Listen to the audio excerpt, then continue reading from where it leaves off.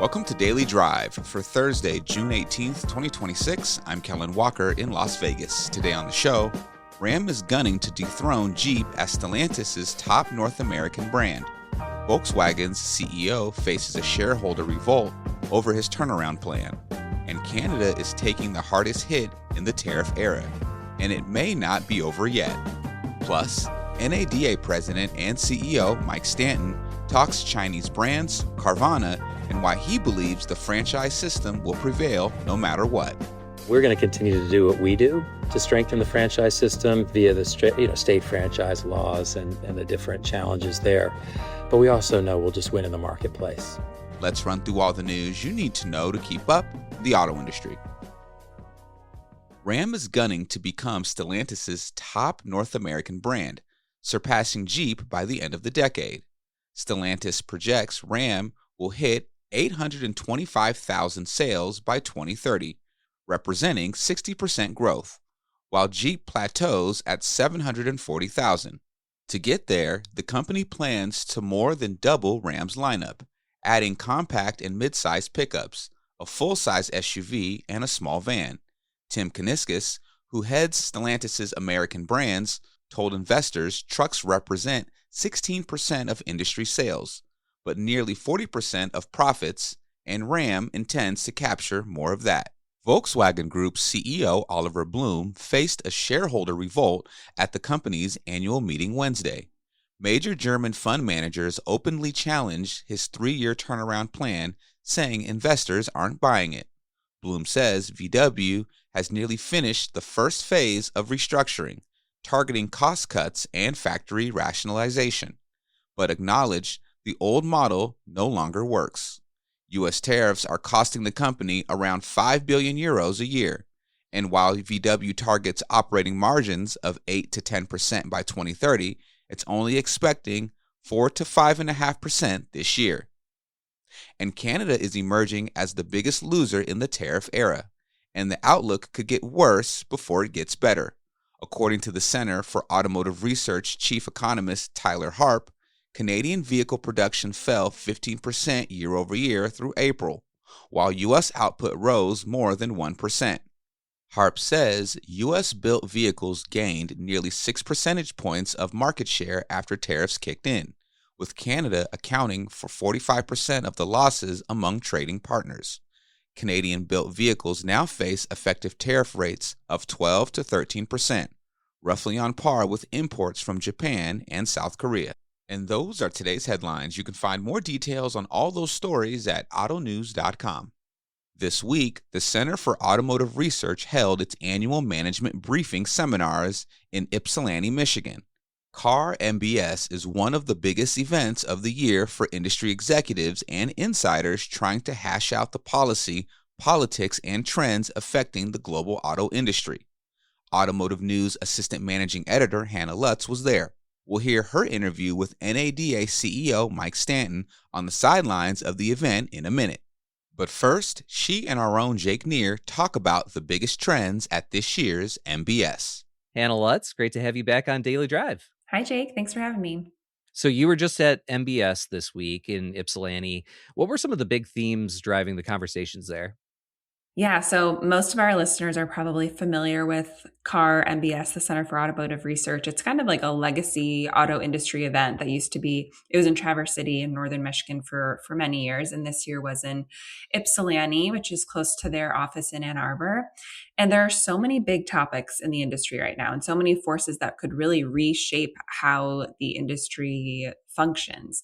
There's competition from China, the renegotiation of the United States, Mexico, Canada agreement, which formally starts July 1st, and then powertrain shifts. There's just a lot really at stake, and that makes for a lot of interesting discussion at these types of events.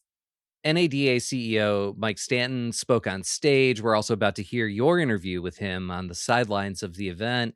And he had some really interesting things to say about the durability of the franchise model, whether it's Chinese brands eventually entering the US market or direct sales models like Scout.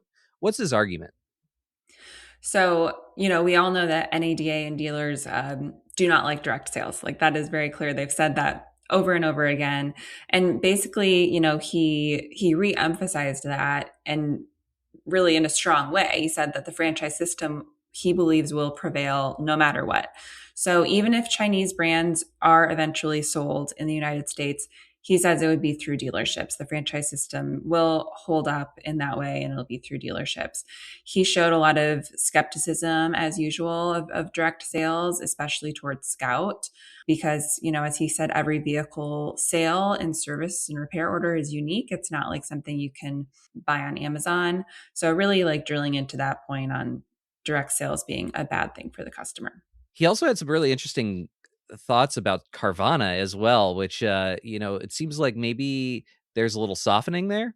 Yeah, so it was good timing because our colleague Melissa Burden was actually with Carvana during the same week at one of their stores, and she wrote about really how digital the company is and this cube that they use in a playground. So you can see more of that at autonews.com. It was a really cool story. So he acknowledged that customer service is key and that dealerships need to make themselves the place where customers want to buy cars. So he really put it on dealers. Like, you need to be able to compete with places like Carvana that have a different experience than the traditional dealership experience. But he wasn't making Carvana the enemy at all. He actually told us that Carvana is now a member of NADA because of the franchise dealerships it owns now. And he called Carvana part of the family, which I thought was an interesting turn of phrase and such a shift from years ago when Carvana was seen as a major threat to franchise dealers.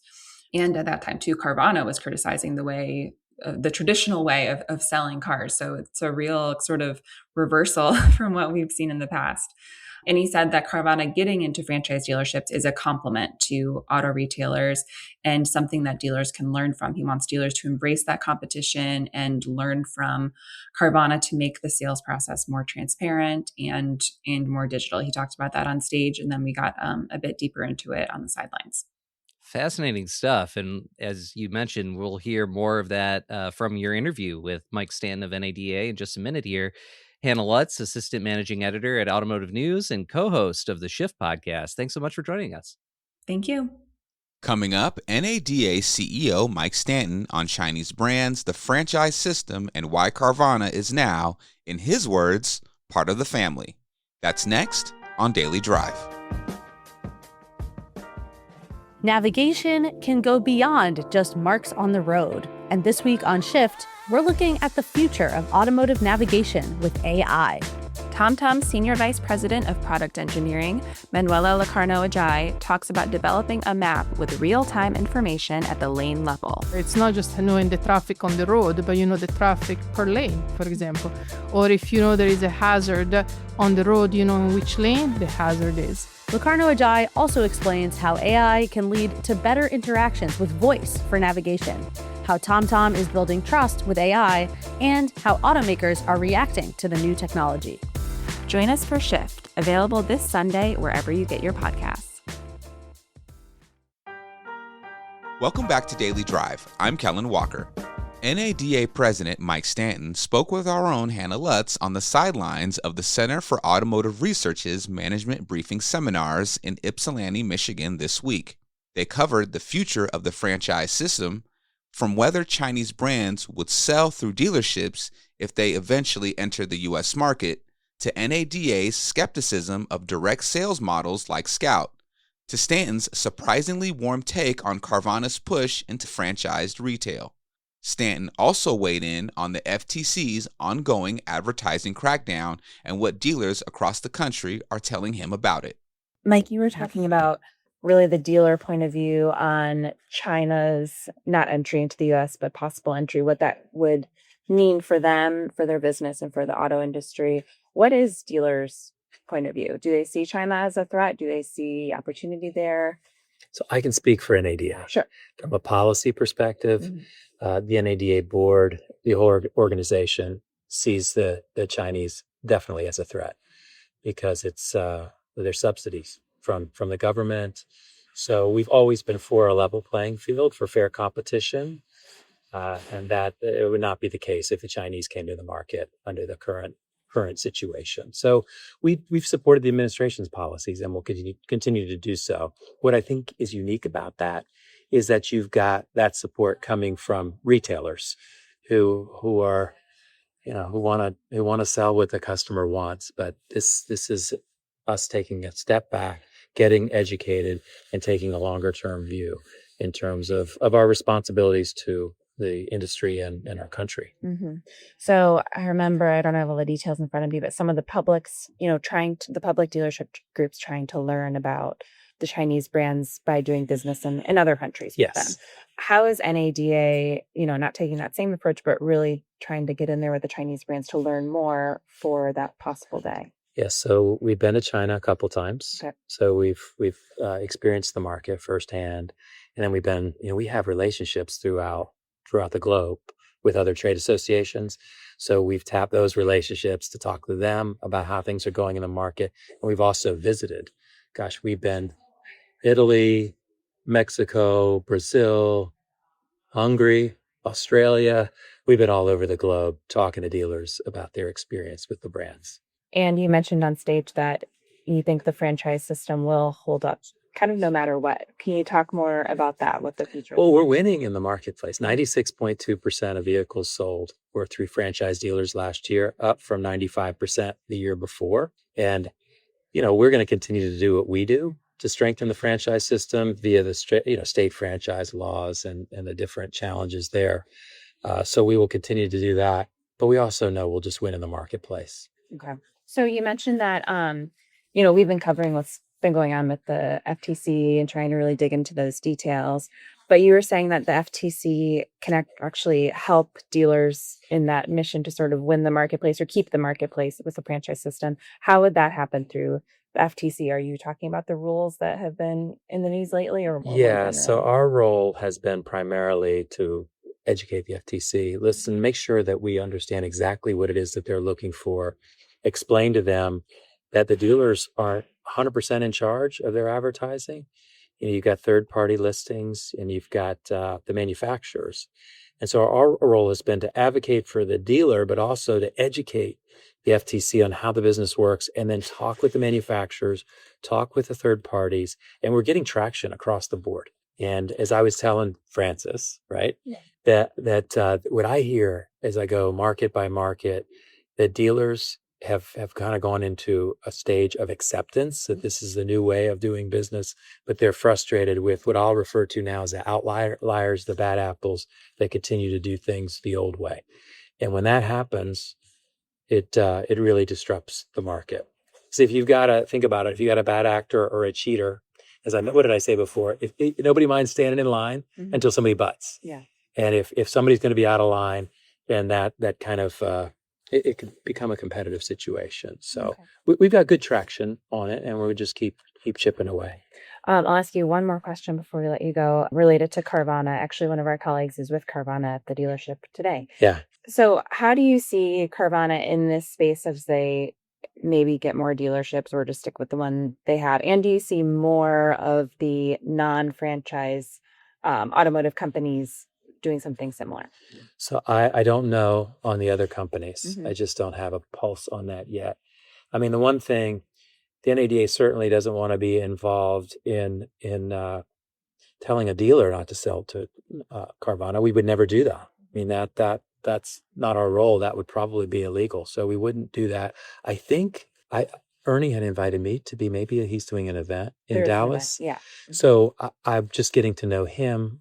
And we want to talk to the manufacturers about this. As long as they're doing everything in compliance with the law, we'll figure out a way to work with them. As I mentioned, they're members of NADA now. Yeah, part of the family. That's Daily Drive for today. I'm Kellen Walker. Thanks to automotive news journalist Vince Bond Jr. for his reporting for today's podcast. We also had reporting from William Boston of our sibling publication, Automotive News Europe, and Greg Layson of our sibling publication, Automotive News Canada. You can get the latest news on Ram's product push, the VW shareholder meeting, the tariff impact on Canada, and everything happening in the auto industry at autonews.com. Come back tomorrow for a conversation with Brooke Conkle and Chris Capruso of Troutman Pepper Locke about the FTC's letters to dealers and its crackdown on advertising practices. I think it was a legitimate surprise to a lot of people that this current iteration of the FTC is really viewing sort of the total price disclosure in the same way as the prior administration did. We'd love to hear from you. Let us know what you think of the show and the topics we covered today. Send us an email at dailydrive@autonews.com or leave us a voicemail at 313-444-2774. And if you enjoy the podcast, remember to like, leave a review, and subscribe so you never miss an episode.